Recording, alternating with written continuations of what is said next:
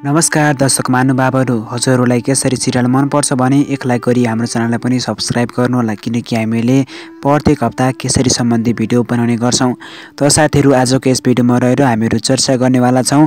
अब आउने भाग अर्थात् केसरीको एपिसोड 60 मा के होला त भनेर चर्चा गर्नेवाला छौं। त्यसभन्दा अगाडि कुराकानी गरौँ केसरीको अघिल्लो हप्ताको एपिसोडमा के भयो त भनेर। साथीहरू, भिडियो एकदमै स्पेशल अनि इन्ट्रेस्टिङ हुन जाँदैछ। त्यसैले पनि च्यानलमा नयाँ हुनुहुन्छ भने हाम्रो च्यानल ट्रेउरीबोलाई सब्स्क्राइब गर्नुहोला भन्दै लागौँ है त साथीहरू भिडियोतर्फ।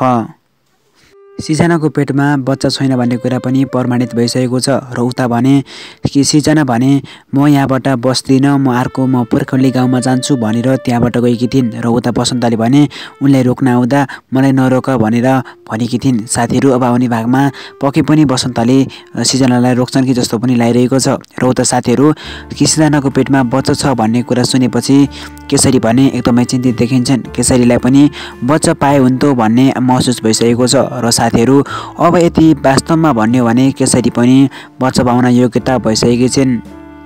अनि साथीहरू, बसन्तको बुवा आमाले जब केसरीको पेटमा बसन्तको बच्चा छैन भनेपछि एकदमै दुखित हुनुभएको थियो। साथीहरू, अब कुराकानी गरौँ अब आउने भागमा के होला त भनेर। साथीहरू, मलाई के लाग्छ भने अब आउने भागमा अब त उसलाई बसन्तको आमा बुवालाई पनि केसरीको पेटमा बच्चा छैन भन्ने कुरा थाहा भइसकेको छ।